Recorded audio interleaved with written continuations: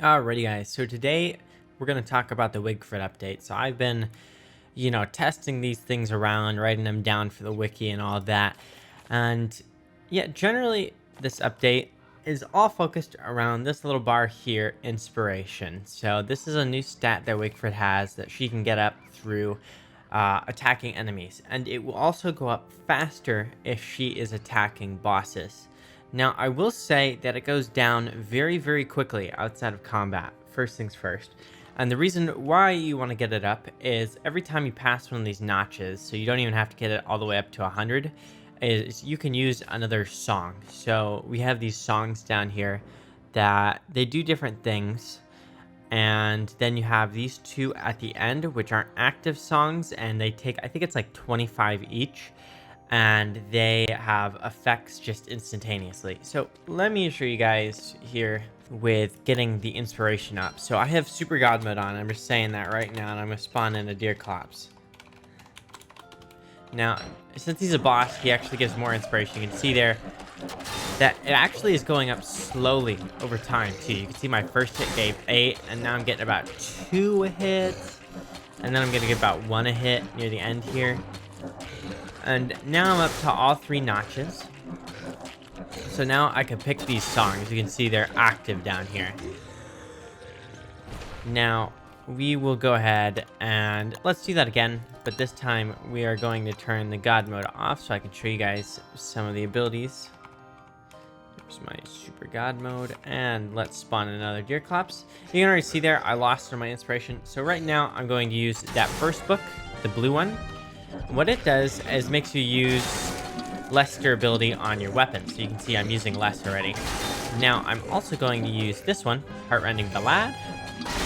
And it's going to make me heal a lot actually. I'm frozen right now so I can't show you, but you can see there I'm actually healing quite a bit per hit. Let's get our fire set up here.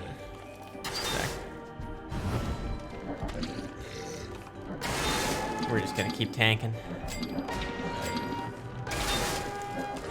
So you can see here, I'm actually healing quite a bit more than Wigfrid normally would, which is actually very useful. I think as far as the songs go, this is probably the most useful one. Then we have this one, which is Clear-Minded Cadenza. And what that one does is it actually halves the sanity drain of nearby mobs. So I'll kill this Terrorbeak to refill my sanity. And it only works on hostile mobs. So if I have a deer clops next to me, which normally has a 400, you can see that my sanity isn't going down as much as it normally would with a deer clops. Which is actually very useful for one thing, which would be the Fuel Weaver fight, where if you go insane, he'll actually stun lock you. So that would be very useful there. Now, I'm going to show you guys the inspiration actually running out. So you're gonna see here it goes down very, very quickly, and we're already losing our 3rd song there. So our Clear-Minded Cadenza is gone, and we're still losing it. And if you attack anything, it could be a butterfly even, it's gonna stop for a few seconds, but it's pretty hard to just keep it up. So generally you're only going to be able to use these songs while within battle, which, I mean, it isn't necessarily a bad thing, but as far as her strengths go, you can't like chain it to another fight or something, or unless they're very, very close by. Now, while we're looking at this here, this one makes it so you gain an extra sanity point on every hit, which I see as kind of a joke. It's so bad because it's just so weak, and you're gonna lose sanity so fast while fighting hostile mobs. Then you have Fireproof Falsetto, which gives you 33% resistance to fire damage, which is horrendous. And I will say right now that you do gain inspiration proportional to the amount of damage you are doing in a hit. So if I'm using a weaker weapon, I'm gaining less inspiration per hit. But I mean, for the amount of damage I'm doing, it's the same overall. I'm showing you guys here just how much slower this is against a normal enemy. This target counts the same as a normal enemy does, and it's just so much slower than we were getting on that deer clops. I'd say probably 4 or 5 times slower at the top here than we were getting the deer clops. Now, I'm not certain if it changes if it's on a lower level in terms of how much the difference is, but I'm pretty sure it's like 3 or 4 times at all times. So with that, then I'm going to show you guys another thing here. So let's go ahead and get this. And once again, I am still in Super God mode. So we'll go ahead and do that. And we'll do this. And that will aggro all of the nearby mobs, which can be useful in a couple of circumstances. Spiders is definitely one of those. And you can see here that that activated instantly and took some of my inspiration. Now let's do the other active one, the soliloquy. And that's actually going to make them all run away. But you can see there, it doesn't activate very quickly, and then they're coming back after me again afterwards. But that can also be useful too in a couple circumstances. So that really covers what is in the update. As far as what's actually useful here is, so what you need to know is everything is permanent. So each song that you make, they don't ever break, but you do have to keep them on you. Now, the weaponized warble, the first one we're looking at, it takes a sewing kit and the basics. The heart-rending ballad, I don't know why I say it that way.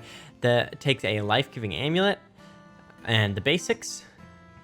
A clear-minded cadenza takes moon moth wings. So this actually means that this one, if you're playing efficiently, just got it. You're never going to be able to use this one because it's totally not worth going out of your way for these moon moth wings. And the things in ocean content so far are just not efficient to go get yet. Hopefully they'll add some more things out there and it will be efficient eventually, but just not yet. Bel Canto of Courage. This is the one that gives you an extra sanity point per hit.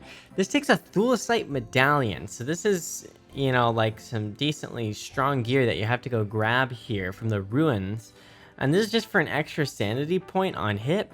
Totally not worth it, especially if you're using an inventory space up for it. Definitely not. And you're basically never going to be able to use it with the other songs that you're going to want to keep on here. And then you have Fireproof Falsetto. This one is so bad. I mean, we were talking about it earlier. 33% resistance to fire damage. What a joke. And it takes ocean content here, too. It takes a spittlefish. Like, why would anyone want to use this? Rude Interlude. So this takes a Toma root. For this, you may want to build a farm. This is just a very, very niche use case for farms. It's a 16% chance to get a Toma root from farming just by planting a random seed. So you get one eventually, although you only need one. So after that, you could just hammer down the farm because farms are very ineffective as a food source. So you could do that. And then this is actually pretty useful, being able to drag aggro for if you're playing with multiple people. If you're playing on your own, I'm seeing very, very little use. There's probably a couple farms you could build with it, but I'm not seeing much use. And then the Startling Soliloquy takes Purple Gem and the basics. And this is the one that made them run away from us. This I could see as very useful in the ruins when you're being chased by shadow spill monkeys specifically. So those are very, very dangerous normally, and you definitely want to get them off you. It could be useful in a couple places in the ruins actually, so this would be good there. You do need a purple gem for it. So if you already had these two though, by the time you went into the ruins, you could just make it down there. No big deal because you do start off with the recipes.